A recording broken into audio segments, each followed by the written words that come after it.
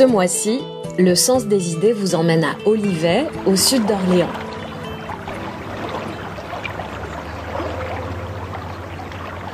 Nous sommes à quelques kilomètres des bords de Loire, un détail qui, vous allez l'entendre, n'est pas anodin.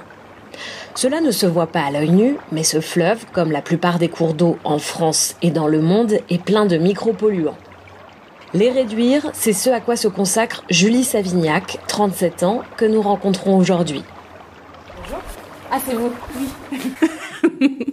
Cette Bretonne d'origine est ingénieure projet au sein de la direction recherche et innovation d'Antea Group, une société d'ingénierie environnementale. Moi, je suis principalement sur la thématique recherche et réduction des substances dangereuses dans l'eau. C'est plutôt associé aux micropolluants. Et ces micropolluants, ça peut être des métaux lourds comme le zinc, le nickel, le plomb, etc. Des pesticides. On a beaucoup entendu parler du glyphosate, mais il y en a d'autres comme l'imidaclopride ou l'aminotriazole. Ça fait très savant de dire ça.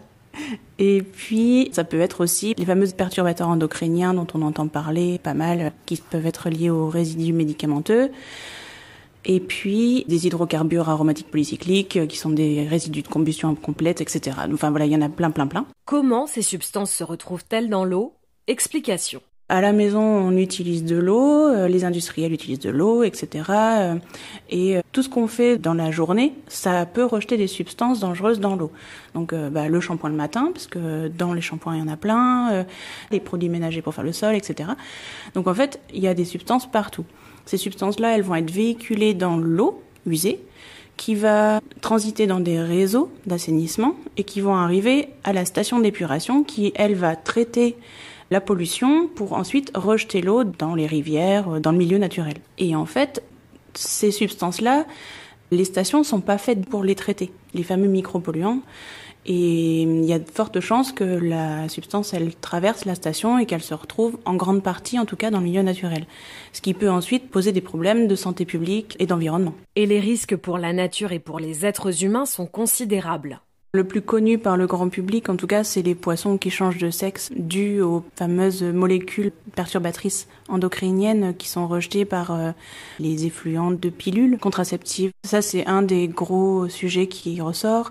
Après, il y a les poissons qui sont pleins de mercure. C'est assez connu aussi, et ça en fait partie.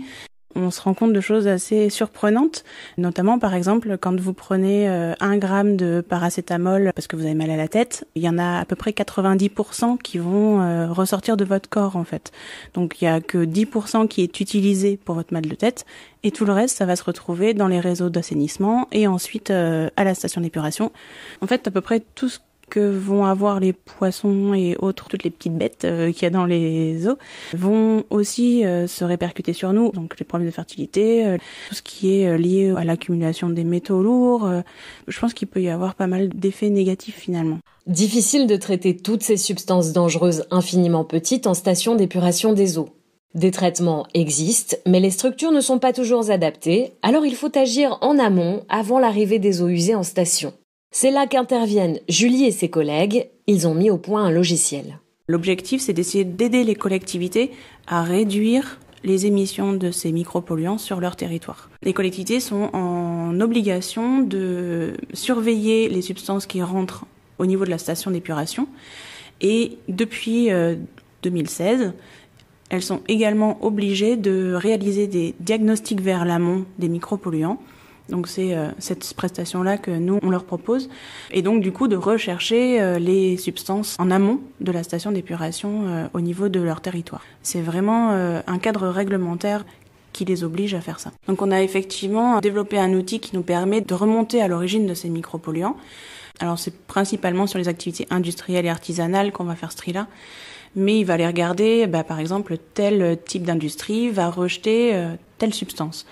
Est-ce que c'est vraiment le cas sur le territoire? Est-ce que cette industrie-là a bien cette activité-là? Est-ce qu'il peut bien effectivement rejeter cette substance? Ou est-ce que c'est vraiment des données très macroscopiques et qui vont finalement ne pas être applicables à ce territoire? Ce qu'on a fait, c'est qu'on a fait beaucoup de bibliographie au départ. Donc en fait, on a été rechercher dans des articles, des documents, et ensuite ça nous donne des espèces de tableaux en fait. Et donc du coup, nous on va aller regarder quels peuvent être de façon théorique, les sources de ces micropolluants sur le territoire. Julie lit énormément de rapports, d'articles et même les notices de composants des flacons de shampoing, de produits cosmétiques. Elle aime cet aspect recherche. Elle n'a d'ailleurs pas fait d'école d'ingénieur, mais des études universitaires. J'ai pas fait d'école d'ingénieur, donc j'ai pas le titre d'ingénieur, mais mon travail, c'est de l'ingénierie. On a une problématique et on va proposer des choses pour obtenir des solutions et résoudre le problème. Il y a des gens qui ont fait des DUT et qui peuvent faire un travail d'ingénieur. Moi, j'ai commencé par un DUT et une licence professionnelle en génie chimique. Ça m'a donné des bases dans tout ce qui va être mécanique des fluides, automatisme, tout ce qui va être en sciences à la fin, distillation, absorption, filtration, etc. Et en fait, j'avais choisi des filières courtes et diplômantes parce que je voulais pouvoir me confronter directement au monde du travail. Et puis, une fois tout ça fait, finalement, j'ai continué sur un master. J'ai fait du coup 2 masters en même temps, en fait, un professionnel et un recherche. Et finalement, la partie recherche m'a pas mal plu. Donc j'ai continué sur une thèse. Et puis ensuite j'ai été embauchée, j'ai travaillé dans un groupe pétrolier dans le traitement de l'eau. Et puis du coup j'ai commencé à travailler chez IRH Ingénieur Conseil, donc qui a ensuite intégré Antea Group en 2015. J'ai été amenée à travailler sur les micropolluants grâce à un projet collaboratif qui s'appelait Lumiostra, qui faisait de la recherche en fait sur l'origine des micropolluants dans les eaux usées de Strasbourg.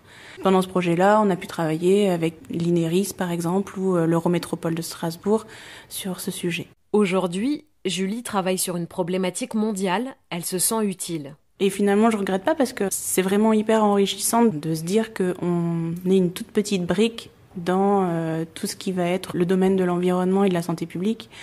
Et même si on n'est pas grand-chose et que notre participation elle est minime, ça permet de participer à la construction de cet édifice-là et c'est important. Et au final, j'apprends des choses tous les jours et je suis bien contente. Si tout le monde fait un petit peu, ça peut faire beaucoup.